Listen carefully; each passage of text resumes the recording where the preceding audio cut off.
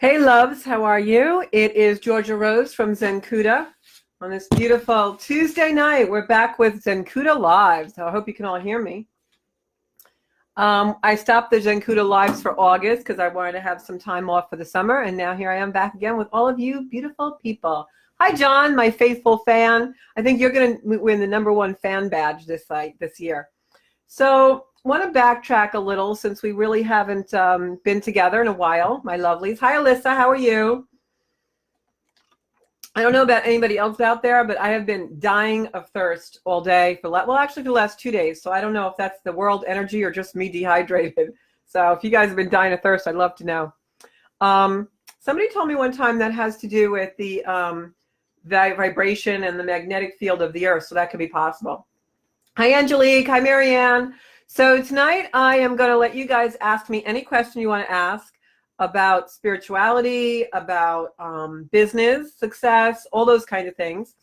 And hi, Kim, how are you? So I'm here to answer all of your questions live. I don't think I'm the be-all, end-all of knowing everything, but I think I've lived a pretty good amount of time at this point, and I think I've worked on a lot of issues that hopefully you can have the benefit of my experience and my wisdom. So while I'm waiting for my first question, I'm going to talk a little bit about some things that I've learned and some things that I feel like are really going on in the universe right now. One of the things that's been coming up for me, I had actually a little bit of a rough weekend. I kind of went down to the underworld, which, you know, all of us in the spiritual life do every once in a while. And we, go deep and into our past, into lessons we've learned in life in order to bring ourselves forward. Not to wallow or go into a depression, but simply to learn our lessons and see what's there that we can bring to the surface. Hi, Aaron. So this weekend, I kind of went deep diving a little bit, and I did have some issues with really kind of, going into a little bit of a downward spiral. And, I caught myself. I'm feeling much better today, obviously. I'm here on camera. But I think that the energy, and we have so much energy in play in Virgo right now. We have what's known as a stellium in Virgo, which is when 5 planets are all in the same sign. It's it can be very heavy energy because there's a lot of earth energy. And what I'm noticing among the people that I'm around is we're in this kind of like correction almost. It's like Spirit is giving us these opportunities and these challenges in order to correct things that have been happening in our life. Oh, Aaron, I'm not glad to hear that you had those kind of moments, but I'm glad to hear it wasn't only me. So thank you for that. So I think that this is the universe really teaching us to correct. And I think that sometimes it has to bring us to these places that we've been before that aren't so nice. And I refer to them as the underworld, because that's how we learn not to go there again. And that's how we reconcile them. So I really felt like I was grieving some things that happened to me as a child and grieving some things from my past.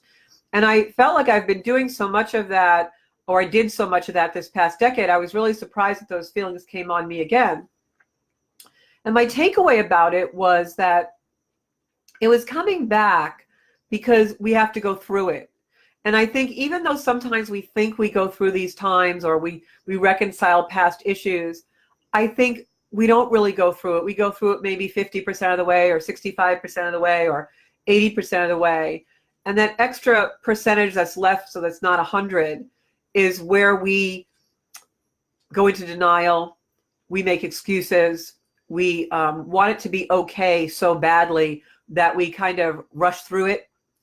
And I think this weekend I did a lot of the work that was the residual of those times when I had been visiting those issues, those problems, those challenges before, but I hadn't let myself go through it 100%. And I think when you leave the tunnel at 85% or 50% or 75%, that 30 or 25% is going to come back and grab you because we're really not through it. We've just compartmentalized it. We've maybe gone through half of it or 3/4 of it, and there's still that little bit of residual. And I think that's normal. I think that we do that because I always use the expression, we can't eat life all at once. We can't eat our past all at once. We can't eat our fears all at once. We have to take them in bites we can chew. And so I think that that is the universe actually giving it to us in a more gentle, kinder way for us to learn our lessons and reconcile the things that we've brought into this world and the things that we contracted to learn about in this world. And I think that's a little bit about what happened to me this past weekend with some residual energy. I think that this is my final time going into this grief, and it's a lot of things that happened to me as a very young child, and certainly not as horrific as some of the things that have happened to others, I'm sure, and much more horrific than what has happened to others. So I don't give a judgment in that way. I don't think of why did I have to go through this, or why did these things happen to me. I realized that I contracted them for myself to bring myself to today and this experience that now I can share with others and maybe help them over. So I think that when we get into those valleys and we get into those times when we are really challenged, or we're going into the underworld or the spiral, know that we're not supposed to push them aside so quickly. The people around us oftentimes they think offering support means trying to pull us out, and offering support means telling us how we should handle grief and what we should be doing. And I think that the reason why we're experiencing it is partly to take responsibility for ourselves, yes, but the length of time and the speed to which we do that is different for all of us. And I think that it's very important at that time, during those times, to surround ourselves with supportive people that are supportive in a way that are accepting enough to allow us our process. And I think what happens is, if we're dealing with grief and there's guilt in there or shame, and we're with someone who is trying to pull us out of it too quickly, one of two things are going to happen. And this is just based on my experience. Either we're going to want to please that person, so we're going to move through it too quickly, and that's that 35% we didn't go through, and we'll end up back there. Or we become more guilty and more shamed at our feelings, because something must be wrong with us that we're here when this person next to me wants me to pull out of it. So I think that it's really important to support ourselves, because the only one who really knows how long we have to be in the underworld, how long we have to be with the shadow, how long it's going to take us to reconcile these dark times, is us. And so inevitably, the lesson is to give ourselves the compassion, the love, and the strength that we need to get through it, and not rush that process, because that's when we end up back there again. And I know for myself, I'm really trying to take responsibility to do the work that needs to be done. And again, for two reasons. Number one, because I don't want to be back there again and thinking about those things and not have them reconciled and feeling the grief of them. I want to really move through it so that it does become past. And the second reason is because I truly believe that clearing of that, and we all have those issues, and I truly believe the clearing of those issues is what will clear us to bring a new perspective and a fully powerful person into our spiritual work in the world. And that's what's even more important for me. I heal myself because I have so much work I want to bring to the world. And I want to do that as almost a pristine figure, as almost someone who has walked the walk, walked through the fire, felt the hot coals on the soles of my feet. And so I know what it's like for someone who's still standing in them, and how to help them. And so nothing that we do, nothing that we have to go through, no detriment, no deprivation that we feel is wasted if we can bring it forward to help another who might be in that. And that's really how I feel about it. And I didn't mean to go on about it, but I really wanted to talk about it because I feel that so many of us are in that right now, where we're really correcting our lives and going back and doing some really, really deep work in the correction. And it's not just for us. It's because the spirit of us and the spirit of the world is to bring that forward, heal those wounds, clear the hurts, dissolve the shame, walk through the guilt and the bad feelings in order to get to this beautiful positivity that we're supposed to be in. And to do it authentically, without masking it, without trying to pretend it isn't so, without judging the person that's involved in it or ourselves, without letting those dark feelings or the negative feelings linger. They're there, we don't even know it. until we really walk through them 100%. And it's so hard to do, but I truly believe that is the path of the warrior. And I know most of my audience here is the Sankuta warriors, and I know that you have gone through the fire and the hot coals, and in that we are all unified. And we are all so unique and unified in the fact that we can bring that experience that is unique to each one of us out into the world and have something beautiful to offer from it.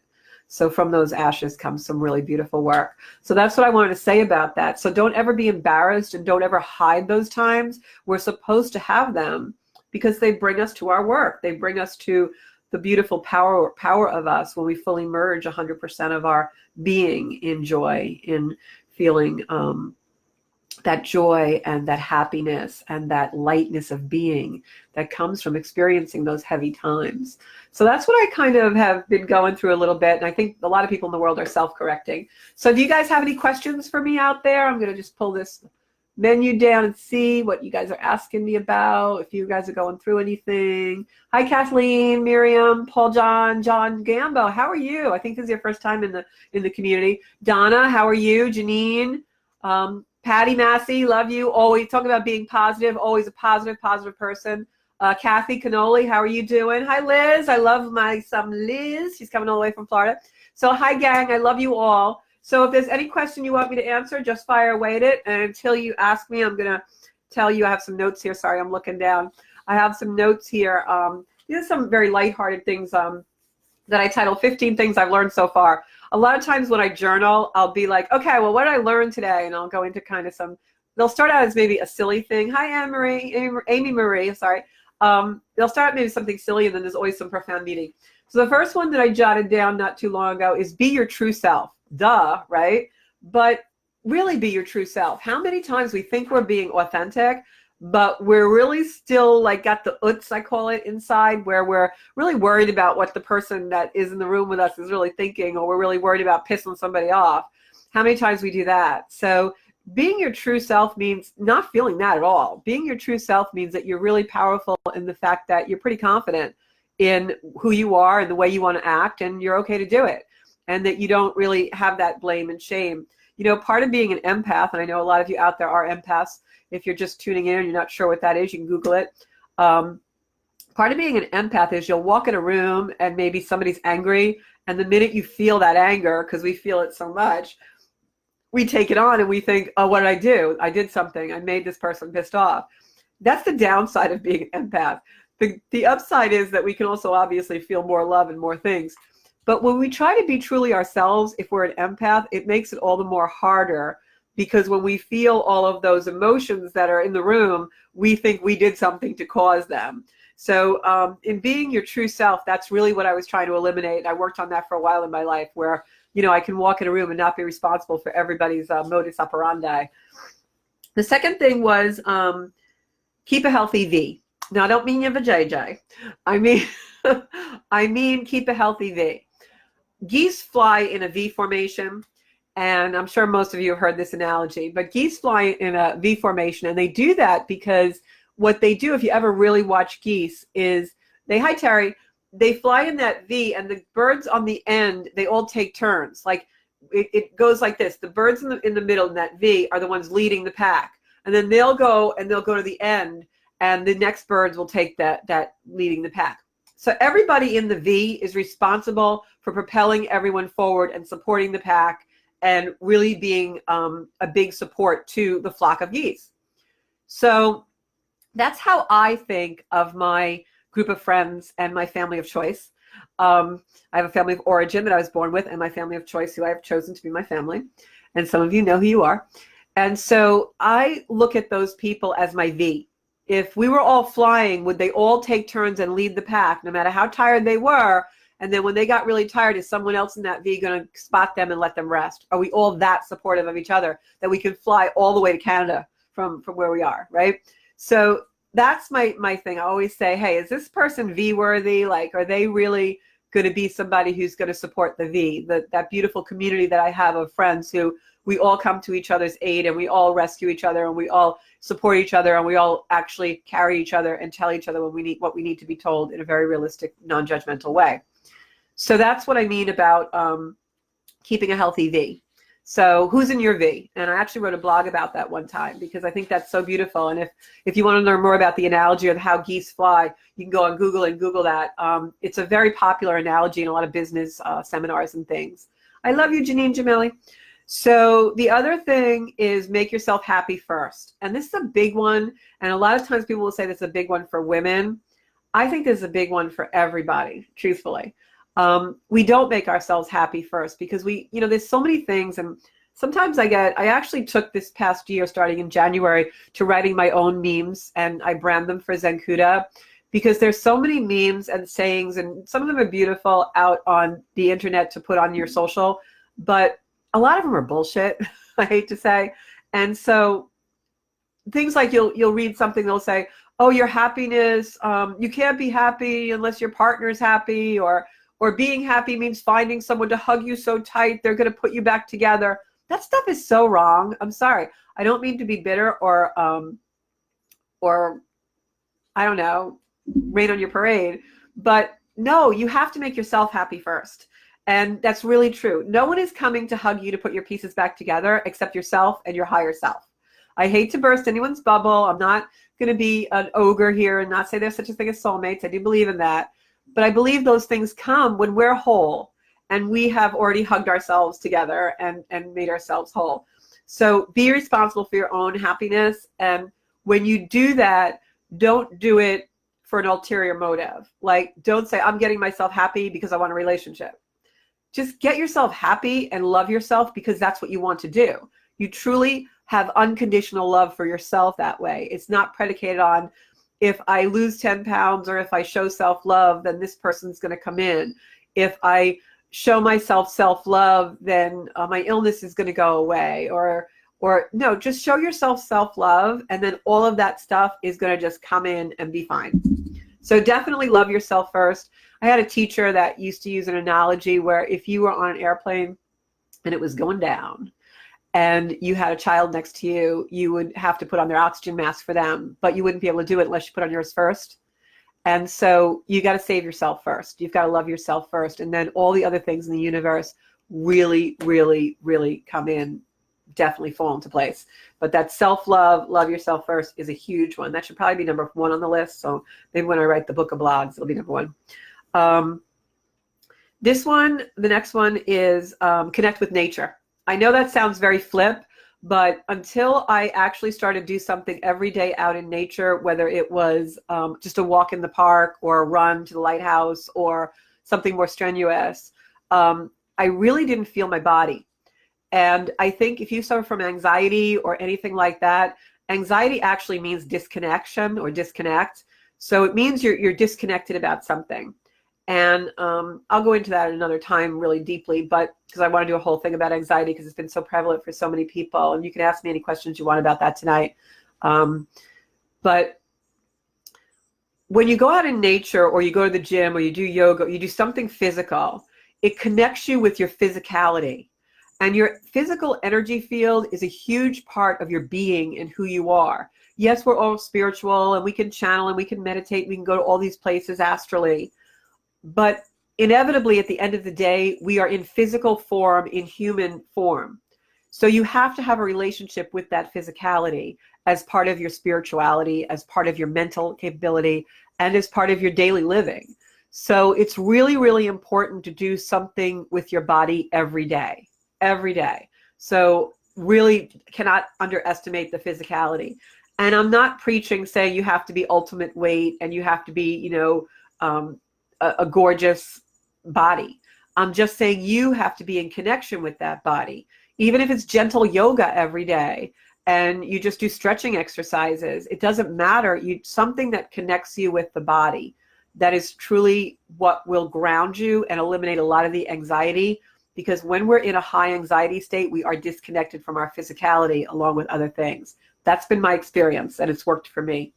I remember when I was going through a very painful divorce in my life, and I would get so uncomfortable sometimes because just everything that was going on around me and I couldn't handle all the emotion, I would make myself walk around the block, and I always felt different and better afterwards. So you have to expel the energy physically as well.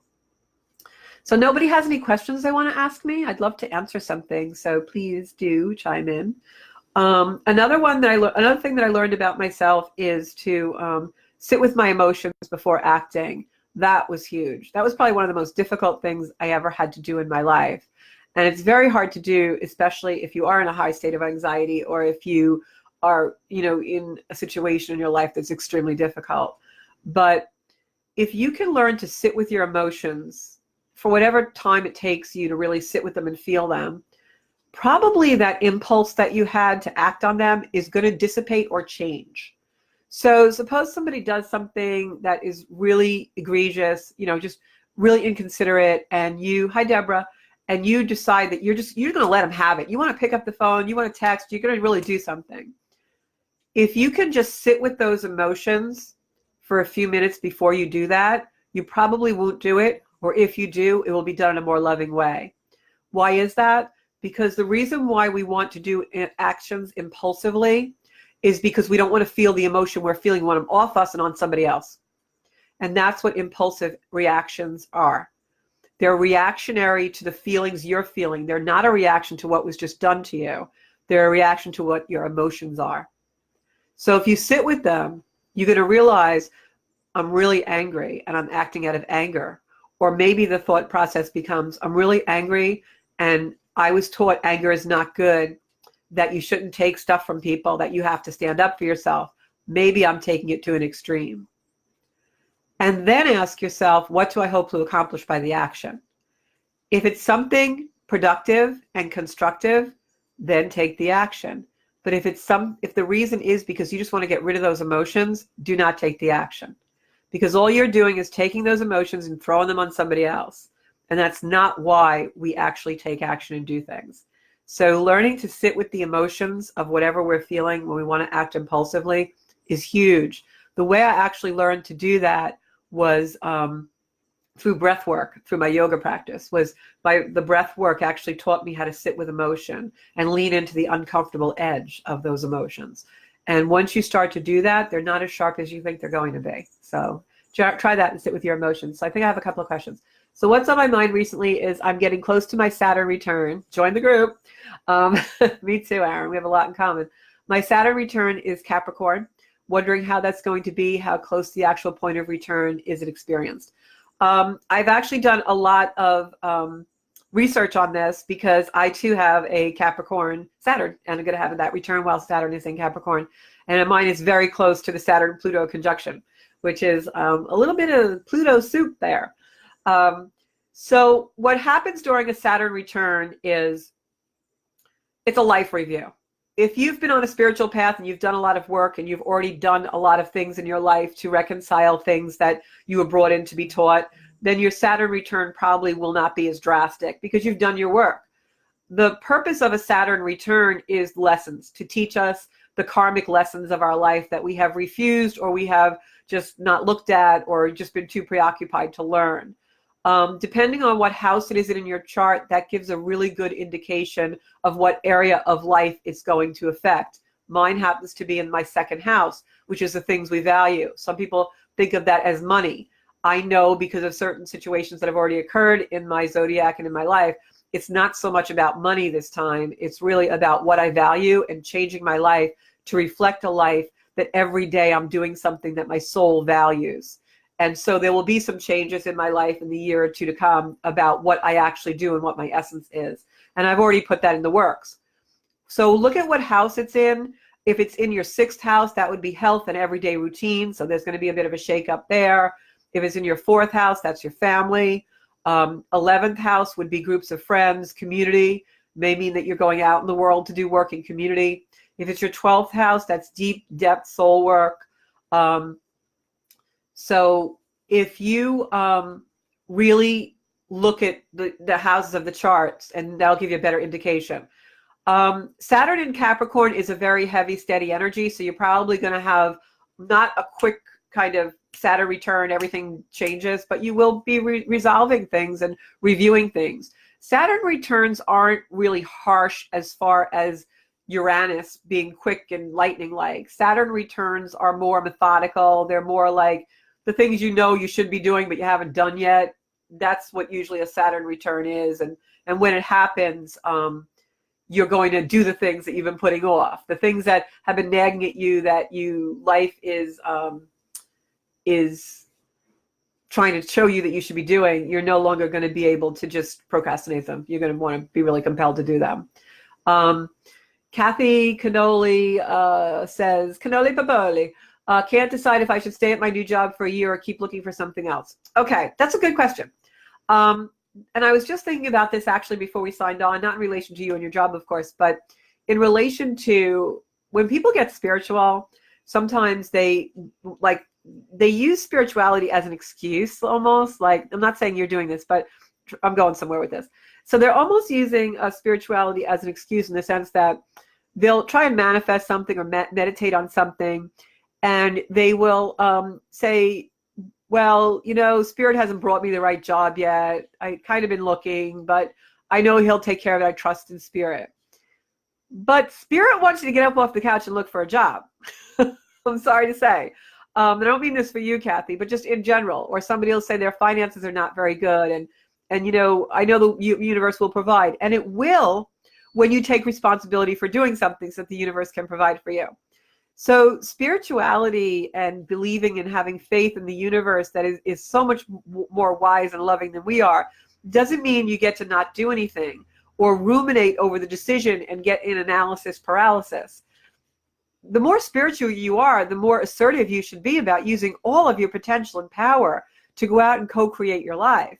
So my answer to your question specifically, Kathy, would be, if you can't decide, what's holding you back? Why can't you stay at that job and still put out resumes, or keep networking and put out your feelers while you're still doing that job?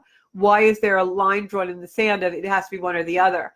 I would do both. I would definitely put myself out there and see if you could find something else. And I would also stay in the job that I have, obviously. I would also do the best I can while I'm there, because, and I'm speaking from personal experience here, sometimes, especially with employment, you'll have a really rough go of it, or there'll be somebody in the company who's really testing you, and you'll want to leave, but you'll leave and go to another job and it'll be the same situation. That's because there's a lesson in that and you got to learn it. So look at that also, and don't just try and label and judge what's around you.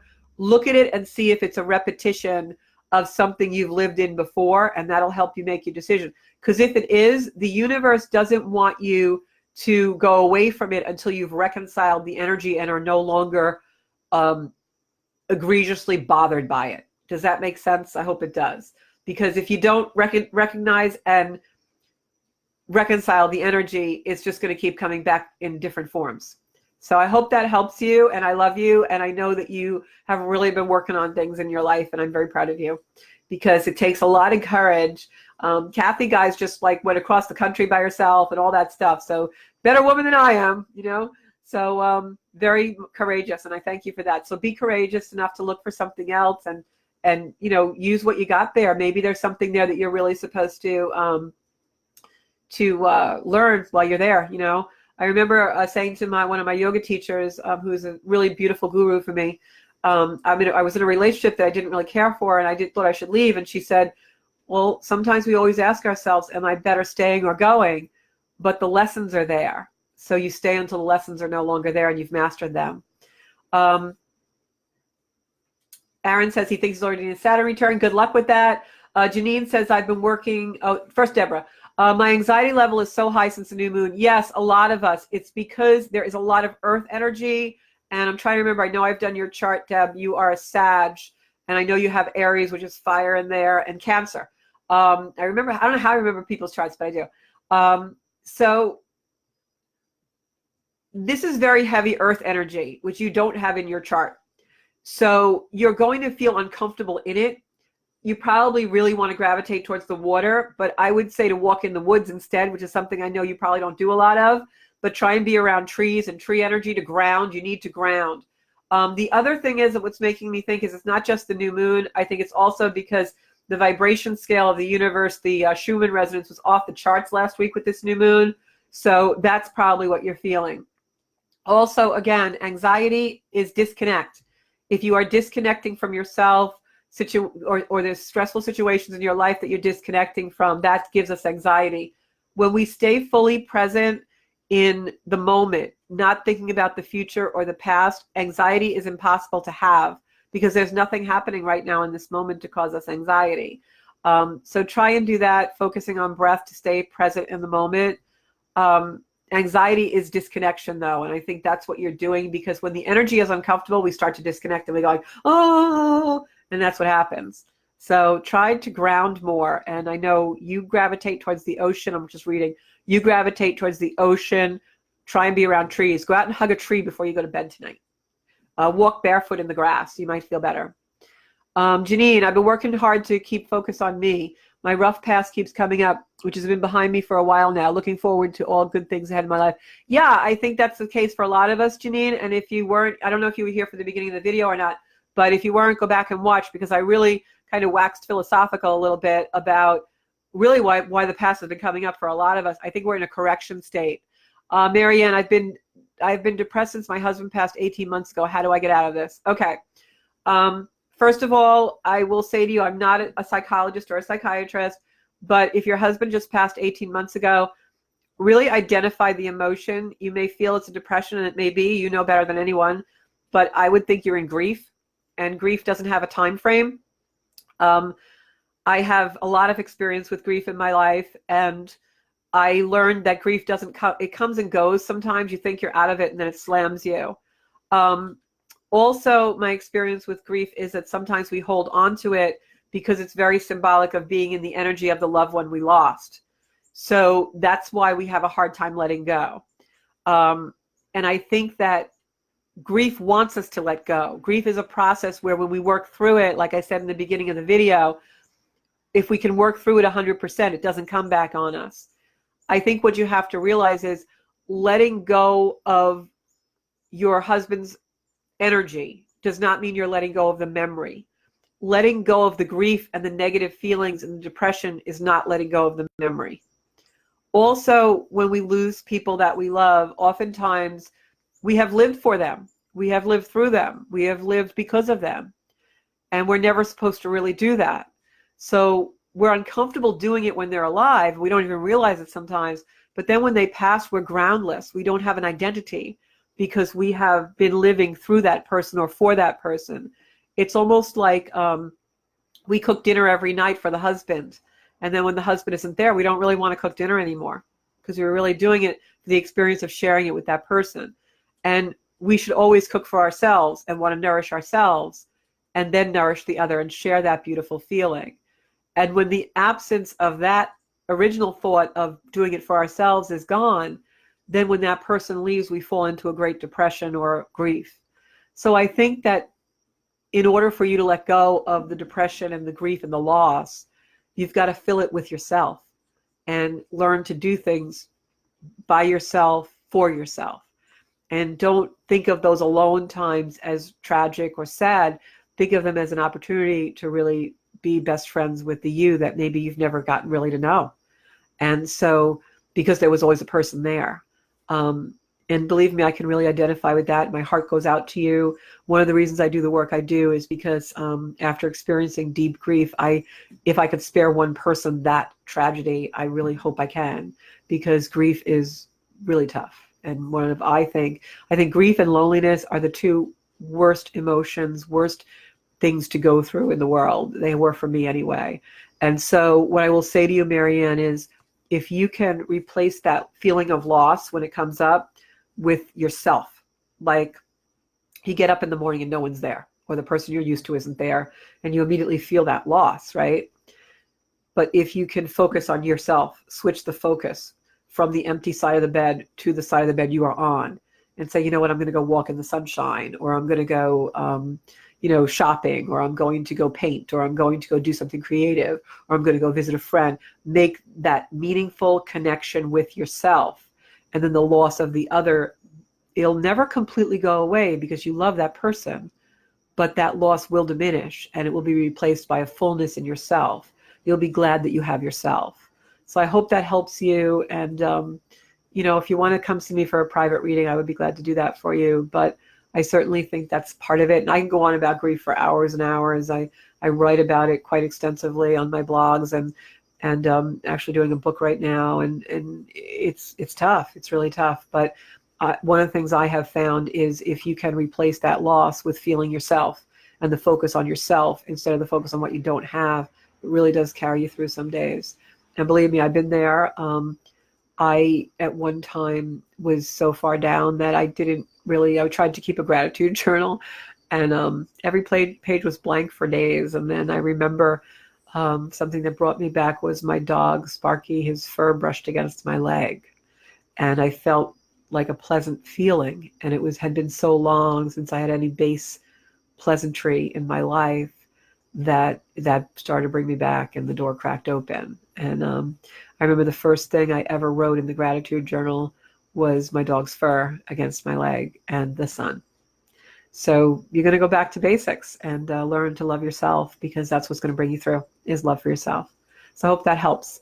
And I think, I think anybody who's changing things at work, you're welcome, Deb. I love you, and I'm sending you love. I've been having anxiety too, so I preach into the choir, I guess. But I do have tools that I use, and one of them is trying to stay present in the breath work, and also move physically. Go to the gym or walk around the block, or just anything. Even put on some music and dance around the house. It will alleviate that tension of the anxiety.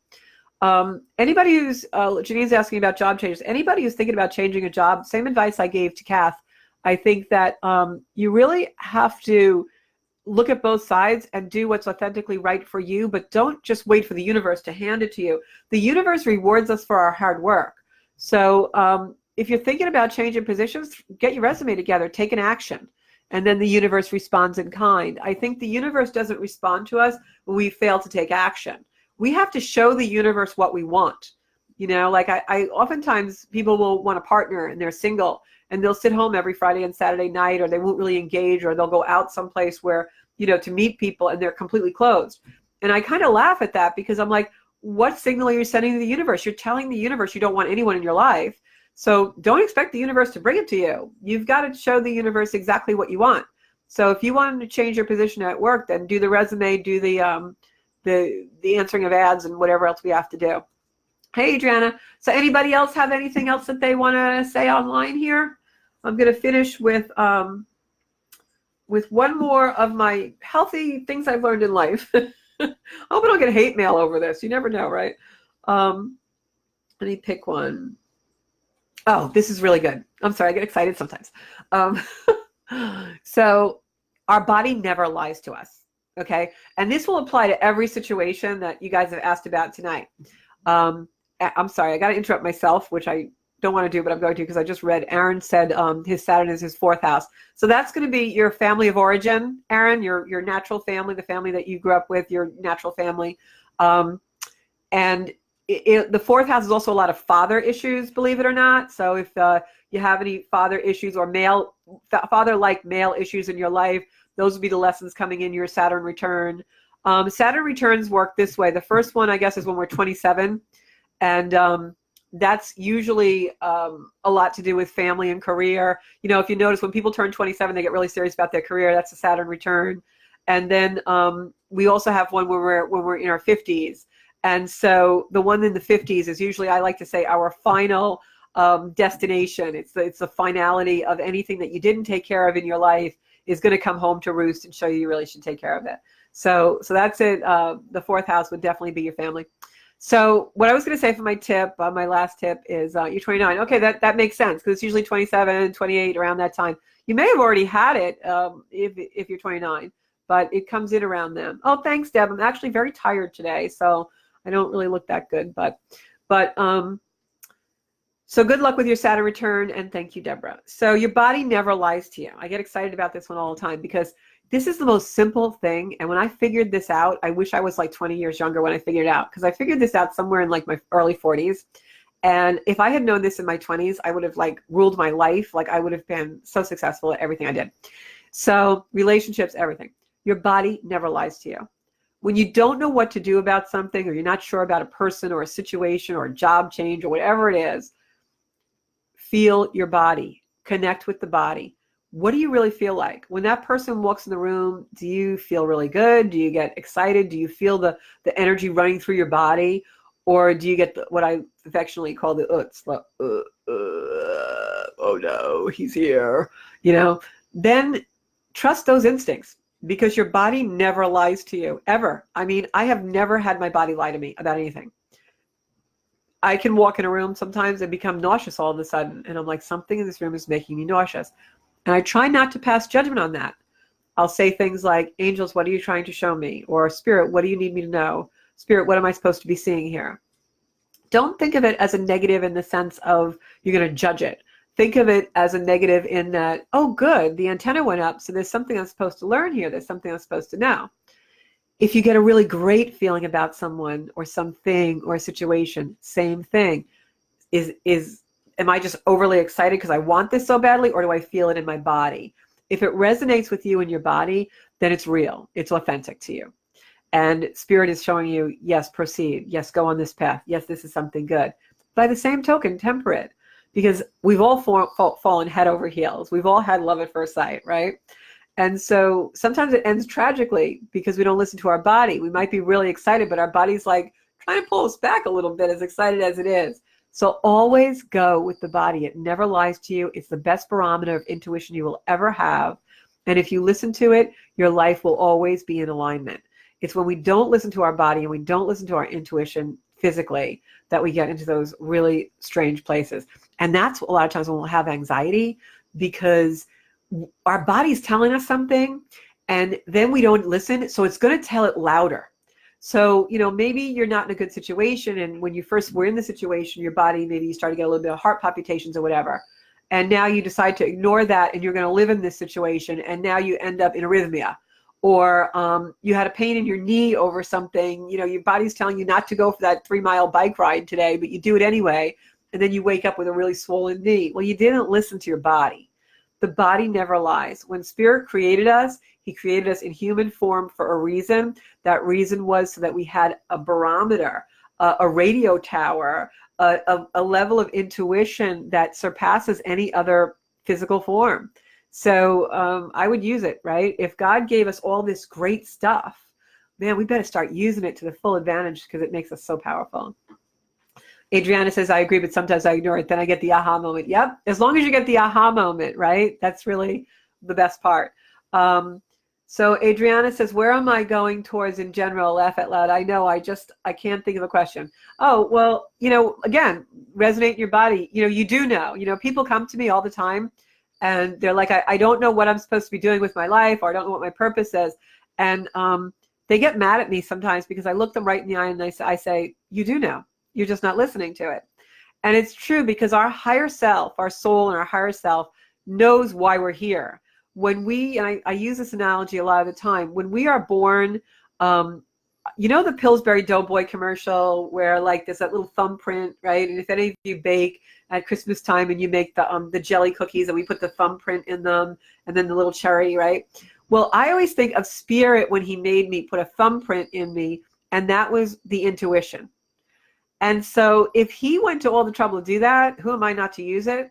So listen to your thumbprint, okay? Listen to that. I always feel like he put it in the back of my head, which I call the mouth of God, right? In that little area where you get that little the mouth of God is what that is known as in the psychic world. And the pineal gland is in there. And so that is where we find our wisdom and our knowledge. So really listen to that, okay? Listen to your body. Deb knows. Deb doesn't listen to her body, and then things happen. I know. You get sick sometimes. I do the same thing, so I know. Usually every year I end up with like either pneumonia or a very bad respiratory infection. And my mother used to tell me, oh, lungs are your weak spot. Lungs aren't my weak spot. The reason why that happens is because I always have stuff I have to release because I didn't take care of it during the year, And so like I'll go into a respiratory thing because there's so much energy stuck there that I've like keep putting away and not dealing with. So believe me, I get the whole body thing. So anybody have anything else they want to say? That was my last one for today, was listen to your body. That is so point on. Let me tell you, if I had known that 20 years before I knew it, I'd probably be like, I don't know, like ruling the world right now. Not that I want to, but so anybody have anything else they want to throw at me or anything anybody's noticing? This energy has been really super intense. I feel like Spirit is testing some of us, but we're going to come through it with flying colors. So I'm going to talk a little bit about Zenkuda. I hope you guys don't drop off the video at this point, because this is really good stuff. Zenkuda is my soul mission. Zenkuda is a word that has been trademarked and I have invented. It's for spiritual barracudas. It's for somebody who's living a spiritual life and very dedicated and ambitious about it. It is for people who really are living all-powerful and allowing their souls to lead them. And so I've started this community to support that mission and support our soul growth. And I thank you all for coming into the community tonight. I hope you'll all friend each other and talk to each other. My goal is to be able to do this on YouTube so that we can do just that in live chat. So if you could hop over to YouTube tonight before you sign off your social and just subscribe to Zenkuda on YouTube. As soon as I get 100 subscribers, we'll be doing videos and all kinds of stuff there. I have merchandising coming out for Zenkuda and something really, really amazing coming out that is going to knock your socks off, people, which you are all going to love, love, love. It has been a labor of love for me. There's a product coming out that you guys are going to love, but I'm not going to tell you what it is yet. So please love all things Zenkuda, Zenkuda Official on Instagram, Zenkuda on YouTube, and of course Zenkuda here on Facebook. For those of you who want a private reading or astrology chart done, you can find me at connect@zenkuda.com or right here on social, any social that you choose to follow me on. And my purpose when I do charts and do readings, I'm also a psychic medium, is to allow you to not just see truth, but also to get in touch with your soul contract and your soul purpose. So most readings are very life-changing, and most people, when they come away from one of my readings, do have a completely different perspective of reality.